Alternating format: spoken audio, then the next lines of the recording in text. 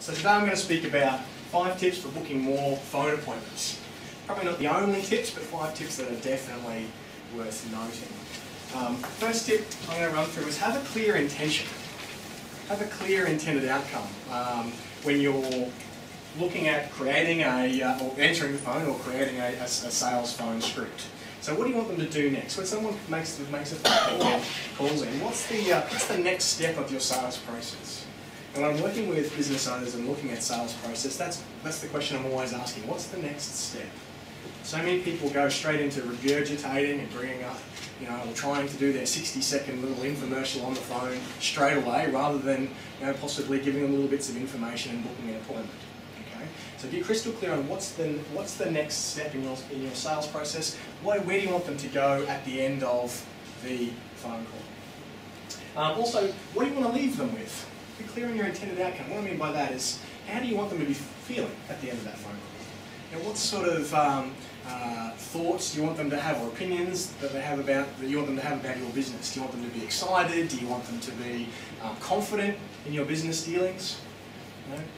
Think about how you want them to be left feeling after the end of the phone call. Warm fuzzies. Warm and fuzzies, that's right. That's right. So that's step 1, have a clear intention or a clear intended outcome. Number 2 is know what info you want from your customers. I'm going to get into creating a set of questions, but what information do you want to gather from your customers before you take that next step? So if Neil rings me, I want to know certain bits of information about Neil, to know, first of all, are they worth meeting? Are they worth meeting? Are they worth taking the time to catch up with? There's no moral obligation that you meet with all of your clients if you're having especially one-on-one appointments, and your time is valuable. Are they worth meeting? Are they worth catching up with? Are they just kicking tyres? Have they got the right service? They might not actually have the right service, and they may not know that they don't have the right service. Okay, so knowing what information you want to gather so you can determine whether or not they're worth moving through the next step. You might also want to know what product, time frame, and budget. Ask some of the qualifying questions. What are they looking for? Why do they ring you? What sort of services or products are they looking for? You may want to go, it depends on how much of the qualifying stage of the sales process you want to go into over the phone. I'd recommend not too many questions, especially if you're interested in meeting up with them. If they get too much information on the phone call, there's no real point with them for them to meet up with you. But what information do you want to find out? Product, time frame, and possibly budget.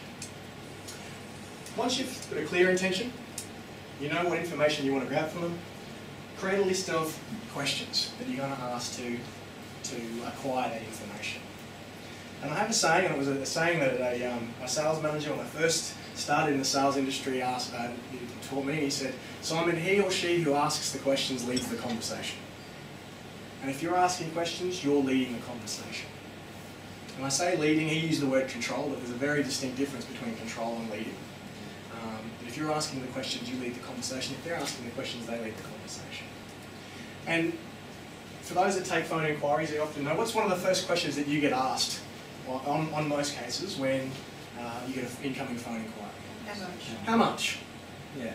And why do you think that is? Why is the first question that people ask is how much for X, Y, and Z? Because you're the 5th person they've called and they're shopping for the price. Shopping for the price?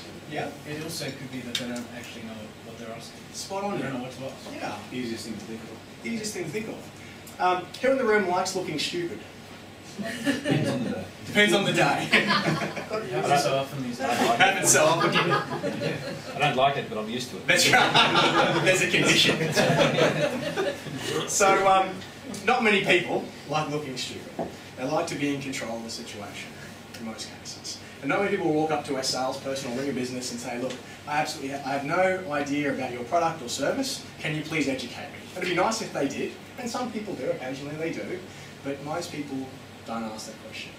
And what they do is they mask that question of, "I know nothing about your product or service, please educate me," with, "How much is X, Y, and Z?" Because it's the only question that they actually have any control over. Okay? It gives them an essence of control, an essence of, not looking stupid. It's also the starting point of how we determine value. Yeah. Yeah. So, so create the questions, ask the question. So whatever you've determined in your intention, what information you want to grab, ask those. Create a list of questions that that will allow you to lead your customer or your client through the process. Okay. I've got here, practice your questions. Practice your questions. Don't practice on the public. Okay. It was one of the sayings that a mentor used to say to me. He said, "Simon, don't practice in the public. It costs too much." And every person that makes a phone call that rings into your business, there is an actual allocated marketing dollar that's attached to that particular client. Just like I'm sure Jean talks about when going to networking events. It costs you time, it costs you money to go to a networking event. Make sure that you're optimising that time and money. Same with incoming phone clients. So practice. Practice with a fellow team member. Practice with your spouse. Practice in the mirror. That's an interesting experience. Practice in the mirror. I challenge you. Okay. Keep practicing until the person in the mirror wants to actually book an appointment with you. Okay. So practice. Make a recommendation. So you've got a clear intention. You know the information that you want to get, that you want to gather from them. You've created your list of questions such that you can gather that information. You're asking them, you're practicing. They come natural. They're not scripted. That's why they practice. Nothing worse than talking on the phone. They're like, "Hang on a second, and how much do you want to spend this week?" Okay, make sure it's natural. Make sure it flows. And then once because you've created that credibility, you're leading them through the process. You've built trust because you're asking questions. You've built rapport because you're asking questions about them. Make a recommendation. And recommend a time to catch up, or recommend the next step, whatever that next step is. Okay. Too many times you make a phone call. I've made a phone call to business owners, and you get your questions answered, and that's almost this pregnant pause. It's like, okay, now what? And it's almost like you're selling yourself into an appointment. Okay. Make a recommendation. Neil, what I recommend we do is we catch up for half an hour to have a conversation about that. Okay? So make that recommendation because you're the expert. Offer alternate times and dates. Rather than asking, so when would you like to catch up? Mark, I recommend we catch up sometime next week, start of the week or towards the end of the week. Which one's more appropriate for you? Okay, great. Wednesday or Thursday? Wednesday? Wednesday's great. Okay, morning or afternoon? What time looks best for you?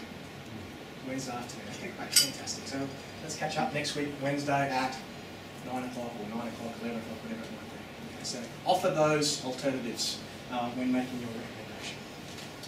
And last but not least, you've got your clear intended outcomes, you know what information, you've asked your questions, you've created your questions, you've made a recommendation. Before you pick up the phone, breathe. Breathe and smile. Especially those sole operators in the room, or those that are watching the video, and you're doing everything, you're wearing every hat, you're the sales hat, you're the operating hat, you're the marketing hat, you're the product development operator, you're wearing all these different hats. Where an incoming inquiry comes in, stop, take a couple of seconds, take a couple of deep breaths, breathe and smile. Who knows if you can hear a smile on the phone? We all know that, right? So breathe, smile, get present too. There's nothing worse than being on the receiving end of making a phone call. It's almost like you're burdening them with your phone call. Anyone experience that? It's like, oh, okay, I can ring you back later if you're busy. Okay. So stop, breathe, get present, and smile. So there's just 5 simple, quick tips for booking, being more effective in booking phone appointments. Excellent. Thank you very much.